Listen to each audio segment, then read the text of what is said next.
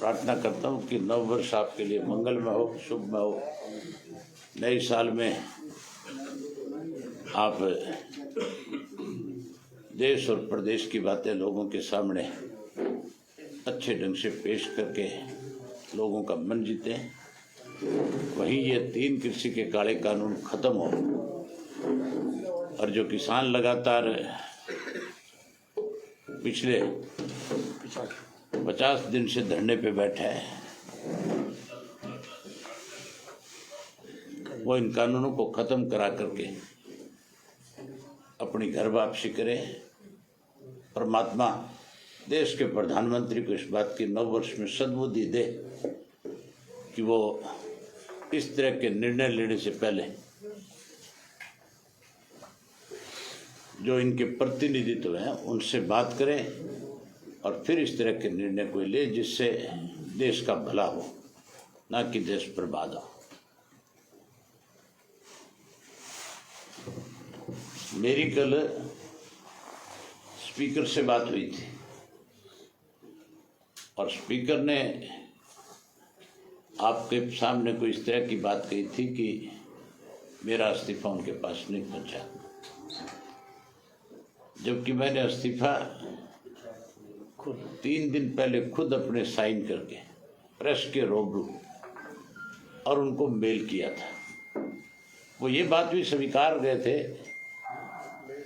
कि मेरे पास इस तरह से लिखी हुई कोई आपकी वर्डिंग का इस्तीफा है। इस्तीफा तो क्या सीधा सीधा देना चाहिए, ये लिख के देना चाहिए कि मैं स्वेच्छा से इस्तीफा देता हूँ। स्वेच्छा से वो आदमी इस्तीफा देता है जो शारीरिक रूप से अपनी जिम्मेवारी को ठीक से निभा ना सके। स्वेच्छा से वो इस्तीफा देता है जो राजनीति से अपने आप को अलग कर ले। मैं उस पार्टी का नुमाइंदा हूं जिस पार्टी के सर्वश्रेय चौधरी देवीलाल थे।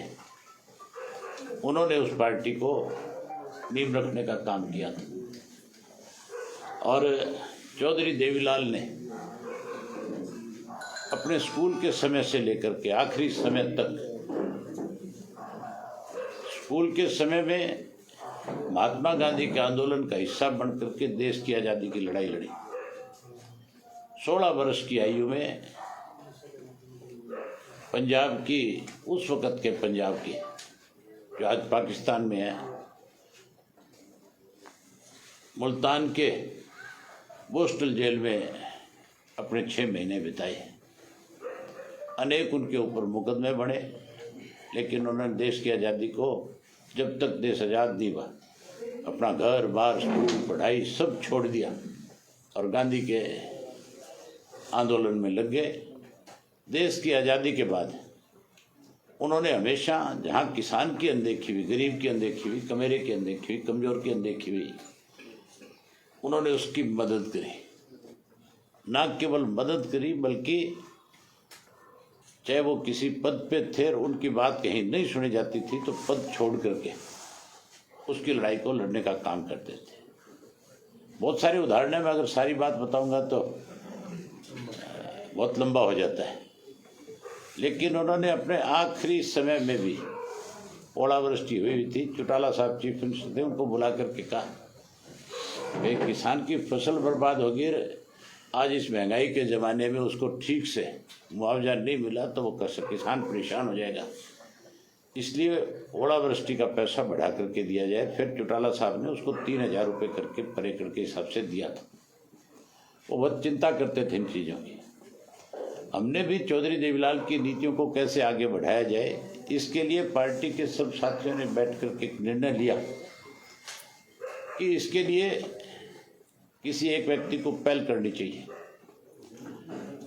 हम लगातार इस आंदोलन में सक्रिय थे। हमने लगातार अपने साथियों की जिम्मेवारियां लगा रखी थी कि आप जाओ और जा कर के जहाँ जहाँ भी आंदोलनकारी बैठे हैं, पंजाब के, हरियाणा के, उत्तर प्रदेश के, राजस्थान के, मध्य प्रदेश के, चाहे वो महाराष्ट्र से आए हुए हैं, आप उनकी जहाँ उनके साथ बैठ करके उनका हौसला बढ़ाओ। वहीं कोई बुजुर्ग है उसकी देखभाल करो, किसी को किस चीज़ की ज़रूरत है, ज़रूरत के मुताबिक उनको सारी चीज़ें मुहैया कराने का काम करो। आज भी इंडियन नेशनल लोकदल पार्टी के झंडे और बैनर नहीं लगाए हमने, लेकिन हमारे हर जगह पे टेंट हैं जिनकी अलग से पहचान है। ये कहा जाता है कि चौटाला साहब के टेंट हैं, और हजारों पार्टी के कार्यकर्ता जो है वॉलंटियर के रूप में काम कर रहे हैं।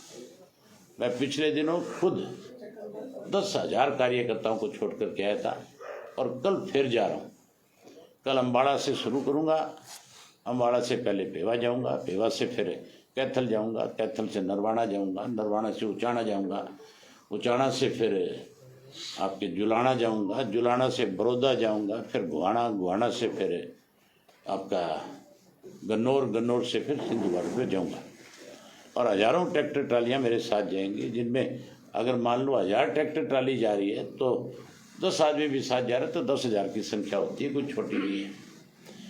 पीछे जब मैं टीकरी बॉर्डर पे गया था, प्रेस के लोगों ने स्वयं ये बात लिखी, सोशल मीडिया के जो आजकल इस आंदोलन को खास रूप से जो पूरे देश को दिखाने का काम कर रहे हैं, उन्होंने भी खुल करके ये बात कही थी कि 1500 से 2000 ट्रैक्टर ट्रालियाँ मेरे साथ थी।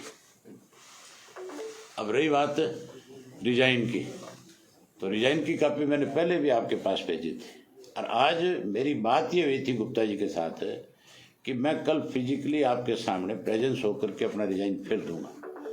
बड़ी हैरानी की बात है, मुझे गुप्ता जी पूछते और कहते हैं कि रिजाइन तो सिर्फ 2 लाइन का लिख करके दिया जाता है, और भी बहुत सारे लोग नुक्ताचीनी करते हैं इसके ऊपर। उनको पूछने वाला हो कि नुक्ताचीनी करनी तो बहुत आसान चीज़ है, रिजाइन करना बहुत मुश्किल काम है। और मैं इसलिए इस पद को ठुकरा रहा हूँ कि मेरे ग्रैंडफादर ने तो डिप्टी प्राइम मिनिस्टर के पद को भी, जो उनको बना दिया गया था, प्राइम मिनिस्टर का पद दे दिया गया था, उन्होंने उस प्राइम मिनिस्टर के पद को भी अपनी जबान पे खड़े रहने के लिए वीपी सिंह के सर पे ताज रखने का काम किया था।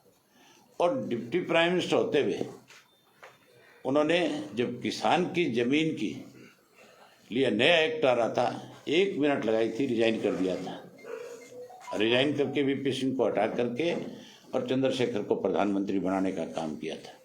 मेरे लिए विधायक का पद कोई मायने नहीं रखता। जिस तरह से लगातार पिछले 50 दिन से किसान जो है इन सारे दिल्ली के आउटर्स के ऊपर, सारे जो बॉर्डर हैं, जो दिल्ली के रास्ते हैं जाने के, उन पर जो लाखों की संख्या में बैठा है, जिसकी उम्र 5 वर्ष से लेकर के 85 वर्ष की है, और जो इस ठंड में, इस बारिश में, इस तरह के हालात में आज जो परेशान है, तो मेरी एक जिम्मेवारी बनती है कि उस किसान का हौसला बढ़े। जहाँ उसका हौसला बढ़े, वहीं उन लोगों को सबक जरूर मिले जो इस 80% मतदाता का वोट लेकर के, संदाता का वोट लेकर के आज लोकसभा और विधानसभा का सदस्य है। उसको एहसास हो इस बात का कि तुम्हें भी अपनी जिम्मेवारी से भागना नहीं चाहिए। तो उनके वोट की वजह से आज चाहे कोई किसी सरकार का हिस्सा है, चाहे कोई एमएलए और एमपी है, चाहे कोई अपोजिशन में है, सब का सब केवल इस अंदाता के वोट की वजह से लोकसभा और विधानसभा में पहुंचा है।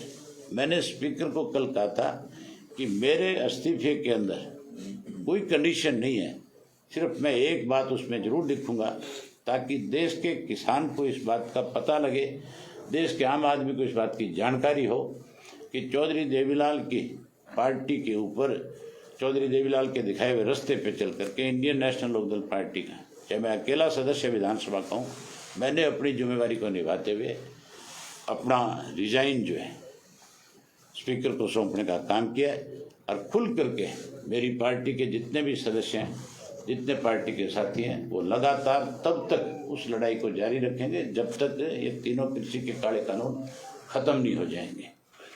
मैं स्पीकर को ये बात कही थी कि आप मुझे आज मिलना, मैं अपना इस्तीफा आपको समय आकर के सौंपूंगा। स्पीकर आज पूरा मेरा कि हाँ भरी, मुझे कहा कि मिलूंगा, लेकिन पूरा दिन आज नहीं थे। किस तरह से लोगों में भ्रम पैदा करने के लिए ये भारतीय जनता पार्टी के लोग जो हैं बैठे बैठे सारा दिन इस तरह की रचनाएं कर देते हैं। जब इस्तीफा मेरा पहुंच गया, जब मैंने लिख करके दे दिया, ये कृषि के तीनों काले कानून अगर 26 जनवरी तक नहीं खत्म तो इसे मेरा इस्तीफा समझा जाए और इसको मंजूर कर लिया जाए। आज फिर आपके सामने साइन करता हूँ उन्हीं सभी दस्तावेजों के ऊपर दोबारा। और मैं पढ़ के सुना देता हूँ कि इसमें कौन सी ऐसी भाषा है जिसकी वजह से स्पीकर को कोई आपत्ति है। ये सिर्फ नाटक है। उनको पता है कि मेरा इस्तीफा होने के बाद ये सरकार सत्ता में नहीं रह सकती। बहुत सारे एमएलए के ऊपर इस तरह का दबाव आएगा कि उनको या तो एमएलएशिप छोड़नी पड़ेगी, और अगर वो नहीं छोड़ेंगे एमएलएशिप तो फिर मान करके चलो उन लोगों का राजनीतिक भविष्य हमेशा के लिए ख़त्म हो जाएगा। आज मेरे इस्तीफे के देने के बाद लगातार जो लोग ग्रामीण अंचल से चुन करके आए, जिन्होंने जा करके ये कहा कि हम किसानों के साथ पहले हैं, सरकार के साथ बाद में, अब उन पर इस बात का प्रेशर आना शुरू हो गया। और मुझे लगता है कि बहुत जल्दी 26 जनवरी के बाद तो इस्तीफों की लाइन लगेगी और ये सरकार 100% सत्ता से बाहर होगी। जो मैंने अपने इस्तीफे में लिखा है वो मैं आपको पढ़ करके सुना देता हूँ और आपको कॉपी भी इसकी दे दूंगा। मैंने लिखा है, अध्यक्ष महोदय, आपको भली भांति पता है कि किसान दिल्ली की शरद पे 3 कृषि कानूनों को रद्द करवाने के लिए लगभग 50 दिन से बैठे हैं। इस दौरान सर्दी और बारिश की वजह से 70 से अधिक किसानों ने शहादत दे दी है, परंतु सरकार बार बार किसानों के साथ बैठक करके टाल मटोल करते हुए समय बर्बाद कर रही है। इसलिए अगर केंद्र ने 26 जनवरी 2021 तक किसान की मांग ना मानी तो 27 जनवरी 2021 को मेरा विधानसभा क्षेत्र इलाहाबाद से त्यागपत्र स्वीकार किया जाए। इससे ज़्यादा क्लियर और क्या लिखूंगा, क्योंकि त्यागपत्र दे मैं इसीलिए रहा हूँ कि किसान के साथ अन्याय हो रहा है। अगर मैं ये बात नहीं लिखूंगा, मैं ये जाके कहूँगा कि मैं स्वेच्छा से त्यागपत्र दे रहा हूँ, तो फिर तो मेरे त्यागपत्र का कोई मतलब ही नहीं रहेगा। इस बात में उसको मंजूर करने में दिक्कत कहाँ है। इस तरह के त्यागपत्र पहली बार नहीं हुए। इससे पहले त्यागपत्र चौधरी देवीलाल ने जब ये राजीव लोंगोवाल समझौता हुआ था उसके ऊपर भी दिया था और वो भी स्वीकार हुआ था, और एमएलए भी उनके साथ जो उस वक्त में 14 या 15 एमएलए थे उन सब ने भी इस्तीफे दिए थे। उन सब के मंजूर करने की बजाय डॉक्टर मंगल सेन और चौधरी देवीलाल का इस्तीफा मंजूर हुआ था, बाई इलेक्शन हुए थे। अब जो है खाम खां की अड़चने पैदा करके केवल और केवल लोगों के बीच में मैसेज देना चाहते हैं भी अभय सिंह इस्तीफा देने की बजाय कहीं गुमराह कर रहे हैं। मैं उन लोगों में से नहीं हूँ जो अपनी कई बात से कभी मुकरने का काम करूँ। मैं फिर स्पीकर के 27 तारीख को सब हम जाऊँगा, ट्रैक्टर लेकर के जाऊँगा। कईयों ने तो ट्रैक्टर पे नाटक किए थे, लेकिन मैं ट्रैक्टर लेकर के विधानसभा में जाऊँगा 27 तारीख को।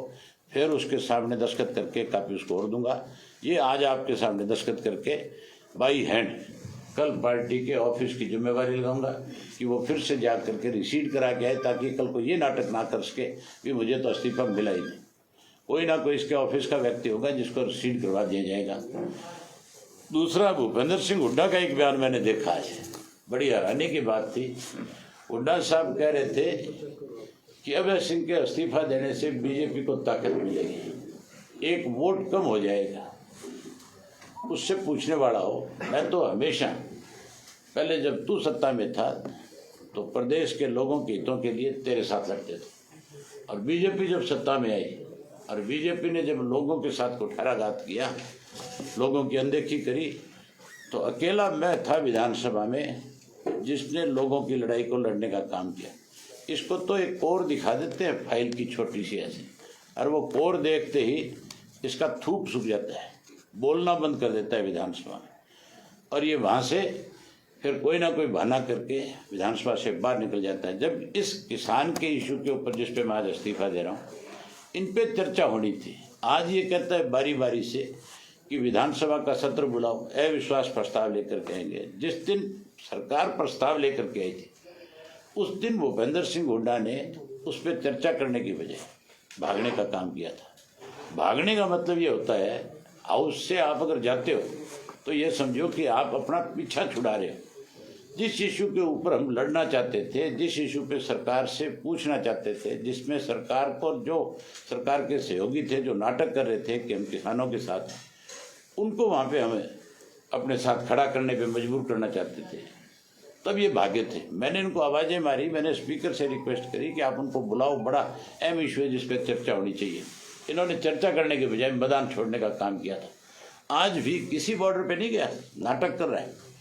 एक भी बॉर्डर के ऊपर जा करके किसानों के बीच में खड़े होकर के ये नहीं कहा इसने कि मैं तुम्हारे साथ। अखबार में तो खबरें छपवाता है रोज, बाप बेटा दोनों लगातार कोई ना कोई किसी ऐसे बैरियर पे जाएंगे जहां इसके अपने 10-20 लोग बैठे होंगे। जहां किसान बैठा है वहां नहीं जा सकता है। जहां किसानों के पास गया था, जाते इसकी हुटिंग हुई थी।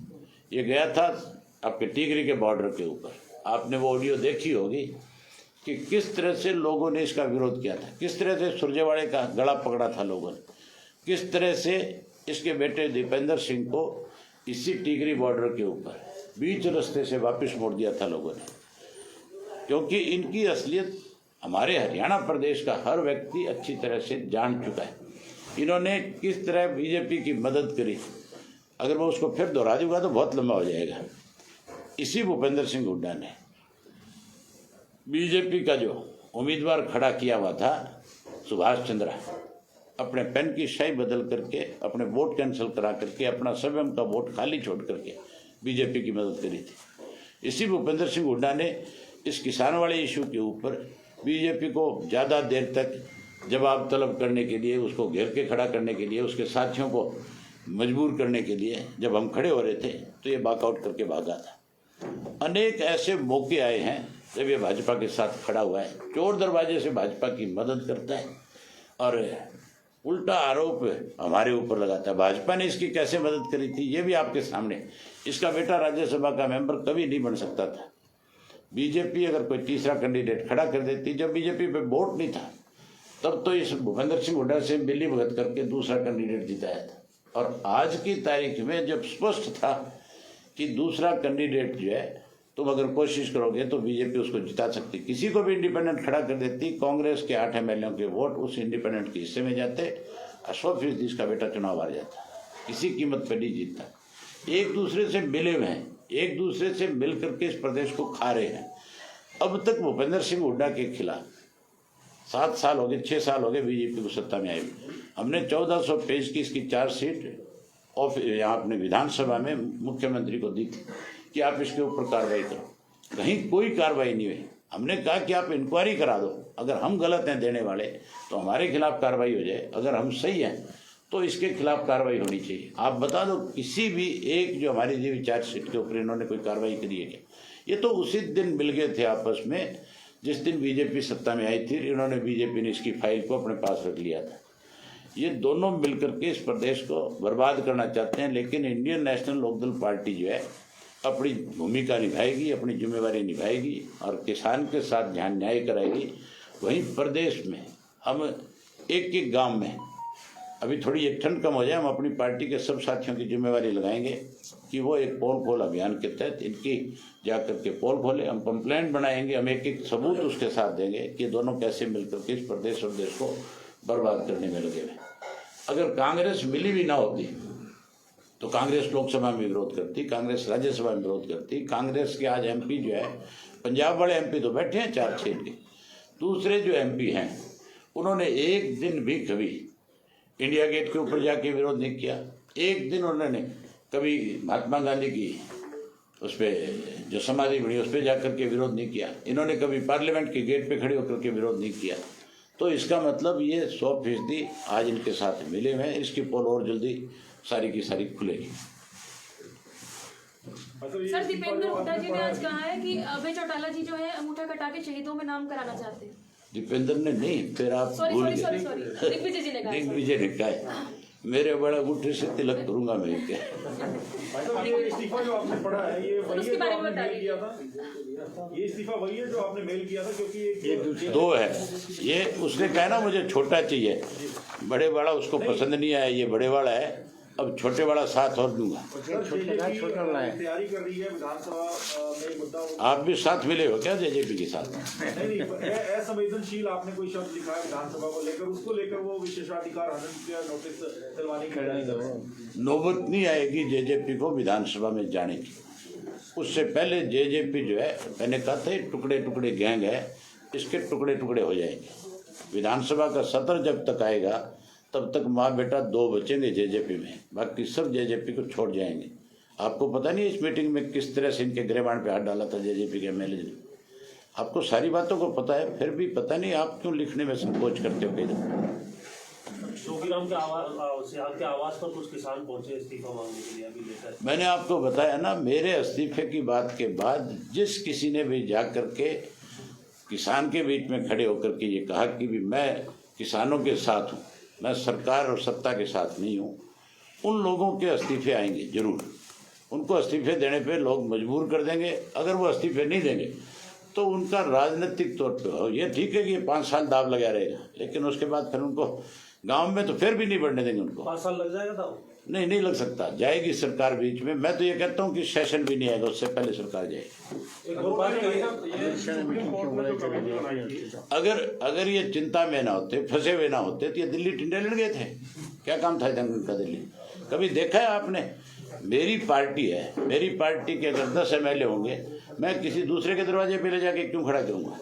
आप इस मुलाकात को किस तरह देखते हैं? ये मुलाकात जो है जेजेपी और बीजेपी का विलय है।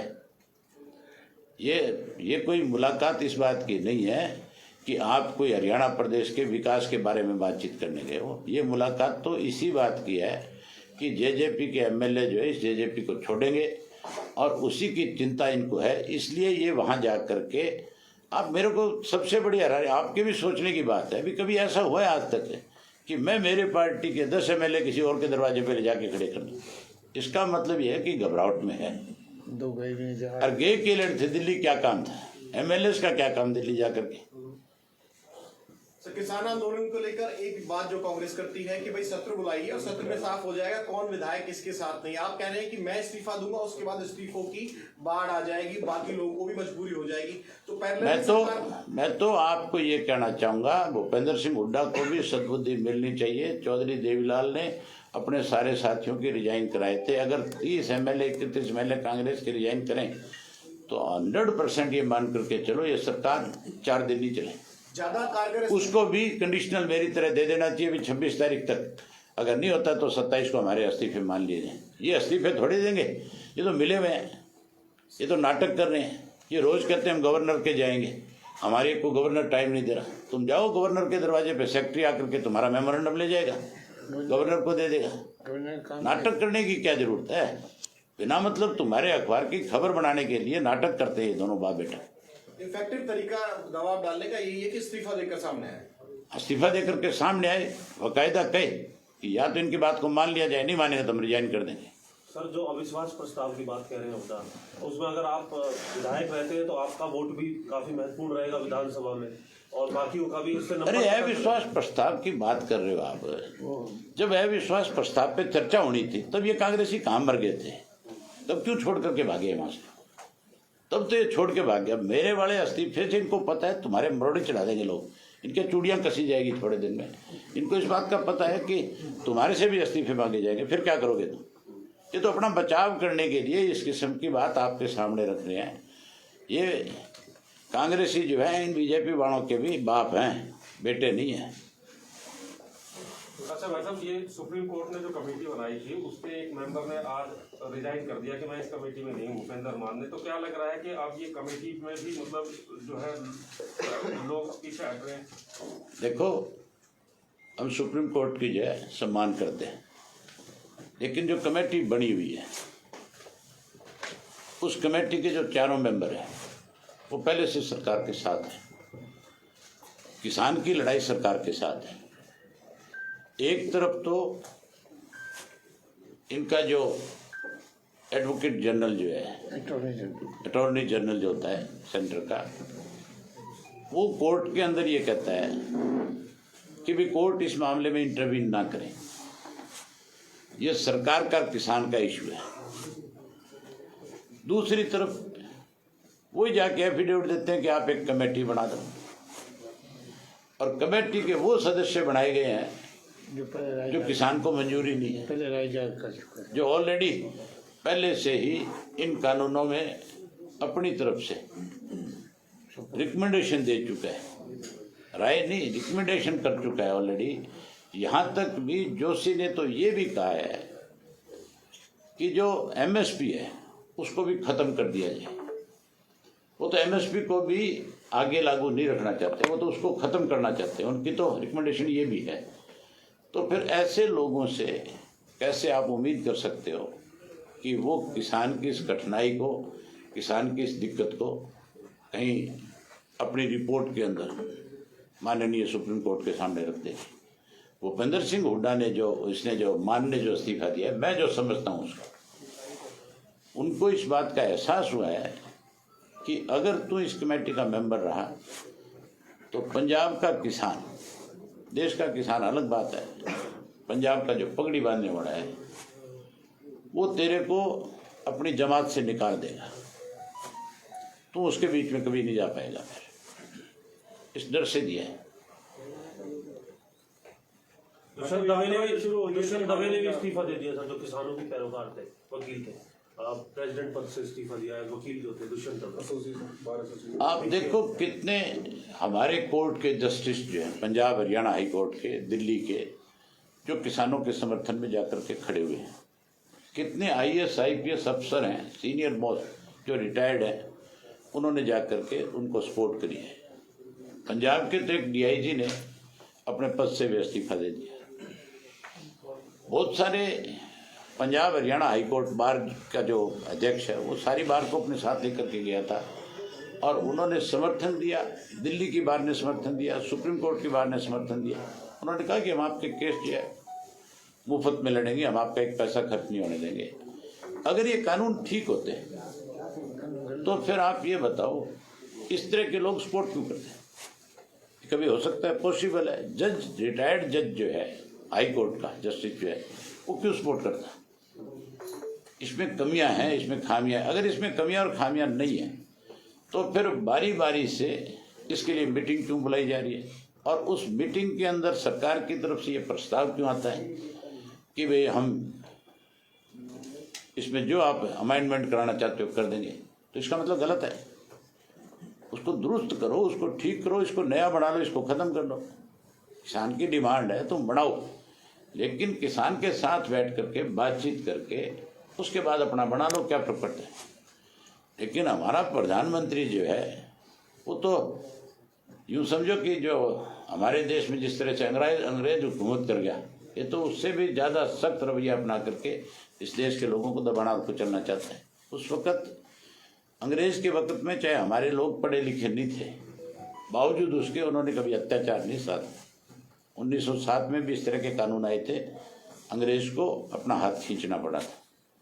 मोदी जी को भी अपनी बात को अभी भी समय रहते अपनी गलती को सुधारना चाहिए और ये जो कानून उन्होंने बनवाए हैं उसके लिए 26 जनवरी को ही अनाउंस करना चाहिए कि मेरे से भूल हुई है, मैं उसको सुधारना चाहता हूँ। आपका रूट क्या रहेगा सर कल का, जिस तरह से बताया आप करते हुए? सिंधु बॉर्डर भी जाएंगे जी आप? ट्रैक्टर मार चलेंगे? सिंधु बॉर्डर ही जाऊँगा। ये नहीं, 26 जनवरी का जो किसानों का प्रस्तावित है उसमें शामिल होंगे? आपको क्या लगता है? नहीं, मैं वही पूछ रहा था, पूरा प्रोग्राम बता दीजिए। मैं उसमें शामिल होकर के फिर 26 को यहाँ आऊँगा, 27 को ले जा करके इस्तीफा दे करके आऊँगा। वैसे आपने स्पीकर साहब का बयान तो आपने सुना ही कि वो आपके इस्तीफे पर क्या? मैं स्पीकर की बात का कोई महत्व नहीं मानता। एक जज्बा ये बीजेपी के जजपा के जो लोग हैं ये लुटेरे हैं। ये केवल और केवल इस प्रदेश को लोगों के सामने झूठी बात कह करके दूसरे लोगों पे आरोप लगाने का काम करते हैं और लूटने में लगे हुए हैं। इनकी तो इंक्वायरी होनी चाहिए। इंक्वायरी हो तो ये शाम को सारे नंगे हो जाए। ये तो मैं पहले दिन से ये बात कह रहा हूँ कि लुटेरों का गिरोह है जो दोनों हाथों से इस प्रदेश को लूटने में लगा हुआ है। उनकी बात अगर आप मेरे से करो कि वो ये कह रहे हैं, वो ये कह रहे हैं, तो आप यूँ समझो कि जो वो कह रहे हैं उससे बड़ा पाप, उससे बड़ा झूठ और कोई नहीं बोल सकता। समय आने दो, मैं इन जेजेपी वालों की ऐसी पोल खोलूंगा तुम्हारे सामने, तुम खुद ये कहोगे कि ये वाकई लुटेरे हैं। ये तो मेरा धन भी लूट के ले गए। मैं रिकॉर्ड के साथ आपके सामने रखूंगा वो सारी बात कि किस तरह से जो ये कहते थे आप लोगों के बीच में कि हमें घर से निकाल दिया, हमें कुछ नहीं दिया। मैं सबूत दिखाऊंगा। ये देखो मेरे अडंगे पे कब्जा करे बैठे हैं, छोड़ नहीं रही है। मैं इनका बैम काटूंगा।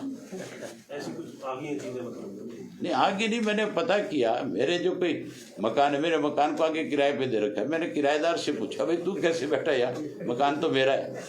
वो कहता है जी अजय सिंह जी ने किराए पे दे रखा है। मैंने उनको फ़ोन किया, मैं बोला मेरा मकान खाली करो। कहते हैं सोचेंगे। मैं बोले यार तुम बड़े चौधरी बने हो मगर इस चीज के, तो जब मेरा ही लूट रहे हैं तो बाकियों का छोड़ेंगे कहां से। चीफ मिनिस्टर भी मेरा सामान लुटवाने में शामिल है। मैं चीफ मिनिस्टर की बात भी सबूत के साथ पेश करूंगा कि ये मुख्यमंत्री और ये दोनों मिलकर के लोगों को जहां लूट रहे हैं वहां मेरा धन भी लूटने का काम कर रहे हैं। चाहे पिला